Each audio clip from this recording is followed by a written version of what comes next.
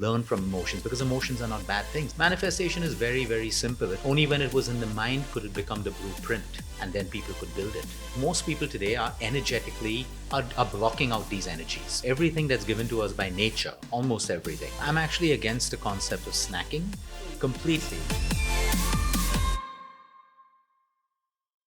So today on E Times Lifestyle, we have Luke Coutinho, who's a health, fitness, and wellness coach. So let's hear it from him. Hi, Luke. Welcome to E Times. Thank you. Thank you. So, Luke, can you tell us how one can prevent feeling overwhelmed with emotions all the time?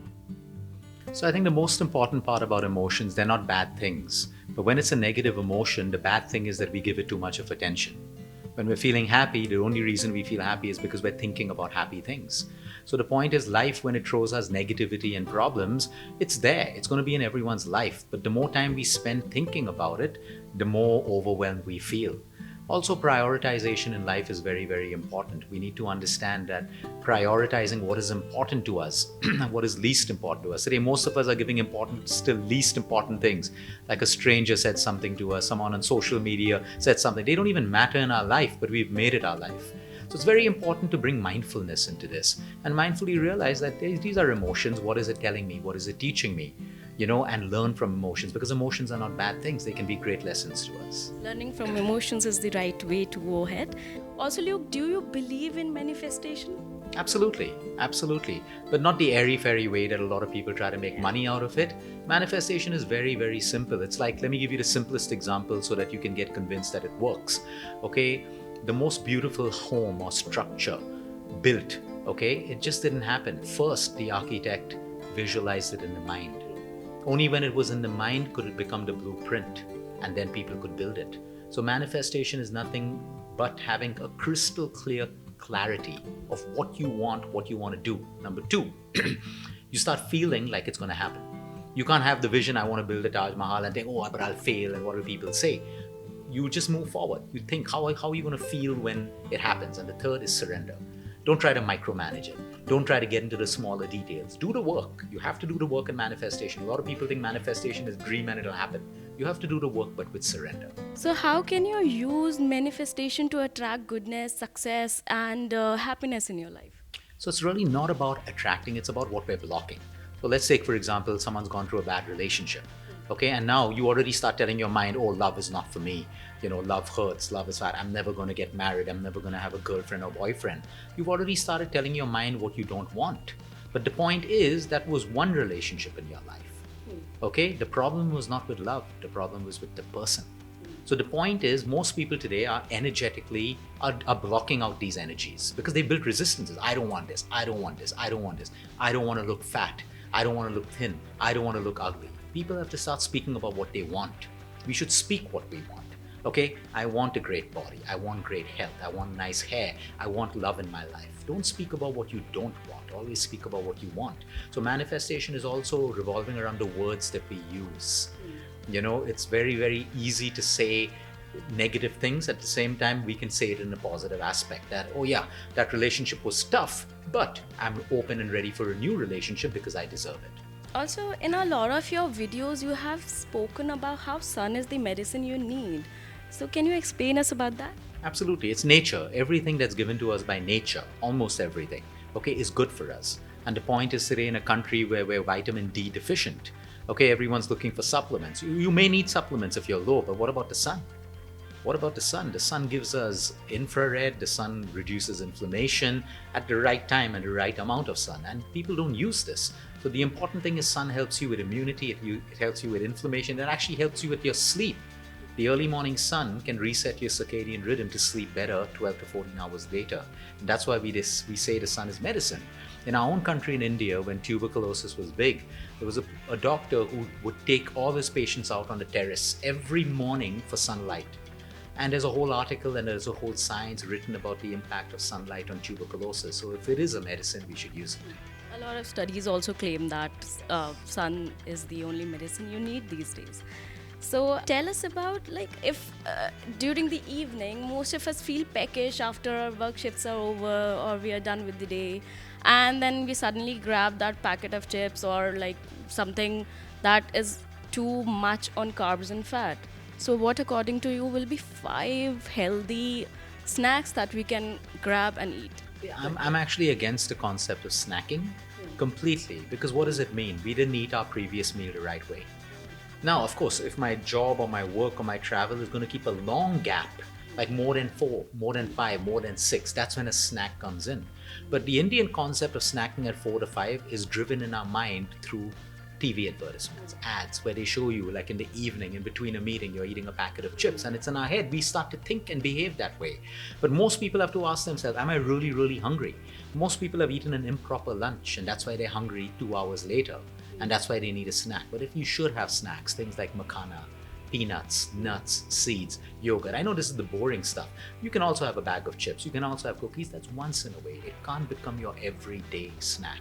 It can't become your everyday food. It's like portion control is the Absolutely. Yeah. And if you're having something, make sure that everything you eat has protein with it. It should never just be the carb alone. It should also be protein.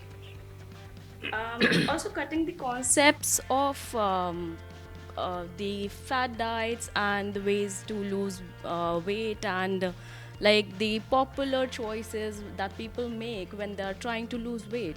What according to you are 5 habits that can actually lead to weight loss but in a healthy way? See, fat diets don't work. There are no shortcuts to weight loss, period. There are no shortcuts. If someone takes a shortcut, they're usually losing just water weight, a lot of muscle mass. They never really burn fat. And that's why they put the weight back on again. There are 5 fundamentals of healthy fat loss. Okay, one is your sleep. If you're sleep deprived, it's impossible to achieve that. Number 2 is the quality and quantity and timing of your nutrition. Number 3 is exercise. Not too little, not too much. Number 4 is if you're chronically stressed, you will struggle with weight problems. And number 5 is your hormonal health. If you have poor hormonal health, you will struggle with issues. And your hormonal health is based on the 4 pillars that I just spoke about. And then, of course, in our country, it's the overconsumption of carbs and sugar as well. So if we can cut these things out and put these lifestyle changes in place, people should find it easy. It should not be a struggle to lose weight. Since you spoke about hormonal problems, a lot of women, especially, I think 2 or 3 out of 5 women are already suffering with hypothyroidism or thyroid issues in some way or the other. What, according to you, will be the habits or a kind of diet that can help them? There's no diet that can help them. It's what they should stop doing. Number 1, take control of your stress. Number 2, stop eating so much of junk food. Number 3, your sleep again. Number 4, your exercise. Not too much, not too little. It's not about what people should be doing all the time. It's about what they should stop doing. And the biggest habit is to stop doing what is wrong. That's the one habit that our country needs the most right now. Okay. So let's focus on a little deeper question this time. Children these days often complain that their parents have this fix-it mentality, and somehow it comes through generational trauma, and we also find ourselves especially fixing our partners sometimes, or fixing our children, fixing our friends, and even family. Like, how do we break out through that practice? See, I think when we want to fix someone, it's coming from a space of control. It can also come from a space of love. You see someone doing the wrong thing, you love them, so you do want to fix the problem. So it's really about emotions again. It's really also about understanding that after a particular point, everyone is responsible for their choices. You know, so you can't tell a parent whose child is like, or teenagers, you know, getting into drugs and stuff like that, you know, you're not going to fix the problem. Of course, the parent needs to put an effort to fix the problem, right? So it's really a thin line between all of these things. But I think, you know, a lot of problems in India, like the whole mother-in-law syndrome, you know, parents trying to marry off their children for their own security and for all that can be changed. For that, the parents need to be fixed. You know, and the point is, if children see their parents fighting and whatever, or seeing the wife treat the husband badly or the husband treat the wife badly, they grow up.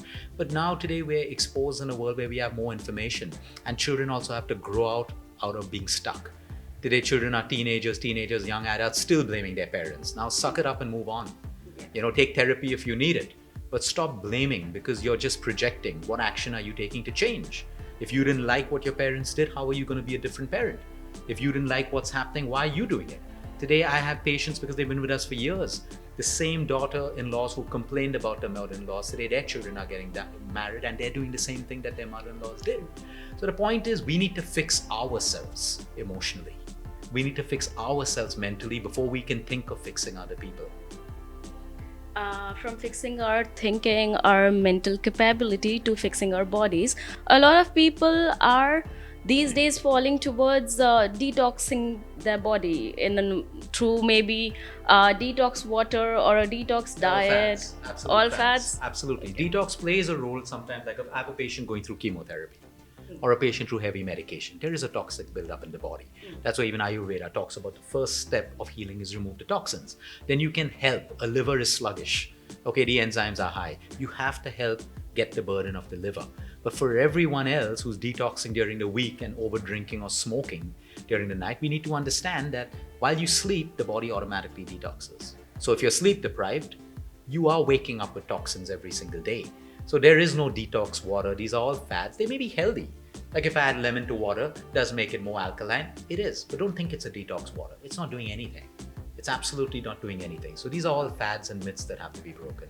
After post-pandemic era, a lot of patients who have dealt with COVID or had a brush with COVID have experienced a little post-COVID slump or lethargy. How do you think we can manage that? It's because the COVID virus affected the mitochondrial function of the body, and that's why the mitochondria are like little batteries in your cells. So if they're affected, it's like you have low energy. So number one is they need to take it easy with their workouts. Number two, they need to change the way that they eat. Number three, it's okay to feel tired. It's like when you're recovering from a disease, the longer you rest, the faster your body is able to rehabilitate. So what affects mitochondrial dysfunction is also too much of sugar, too much of junk. It slows down the body. So once you make changes, and it's not with everyone. We've had people who had serious COVID, in a month they're back because they changed their lifestyle. And we have people till date, it's been one and a half year. And because they've not changed their lifestyle, they're still suffering from mitochondrial dysfunction. So it is 100% possible to get better and to get that energy back. A lot of them also have low vitamin D3 and B12 levels. And if that's low, there's no way they can get better. So you need to look at the body holistically, correct your B12, correct your D3 levels, and put your lifestyle together. What's your take on supplements or maybe getting those vitamins and minerals through the diet? There's nothing wrong with supplements. If you need a supplement, you got to take it. Your doctor will prescribe it, your nutritionist will, but it cannot be that because it sounds good, I'm going to buy it. My first preference should be food, but today even food is compromised, right? So sometimes you need a supplement like D3. No one's going to sit out in the sun for an hour. So people deficient will have to take a D3 supplement. So there are good quality and there are bad quality. There are some people who think by only taking supplements, I can continue eating junk food and stuff like that. It doesn't work that way. The meaning of a supplement is a supplement to deficiency. So you take it when you need it. Supplements are not always preventive in nature. They can be complementary. Some of them, like really good pomegranate extracts, curcumin, all of that can play a huge role in the human body. But just because a supplement is sold, Garcinia, Cambogia, will help you lose weight, it's been selling for years. It's been on the Dr. Oz show, whatever and stuff. It's not worked. But yet it's sold because people, weight loss, it's okay, let me try it out. Because they're not willing to put in the hard work. So supplements should never be as a shortcut. It should be used very scientifically. Just to help your body out. Yep, absolutely. Since you look the fittest all the time, what are the 5 favorite exercises that you often do or you start your day with? It's not what I want to do, it's what the human body requires. Everyone's body requires flexibility, so I do a little bit of yoga. Mobility, yoga. Strength training, so I do calisthenics or weight training sometimes. Cardiovascular, so you either swim, you walk, you run, or you do HIIT. It has to be a mix of all of these things, but more important than the exercise is the consistency. Okay, thank you, Luke, for connecting with us. And we learned a great deal here.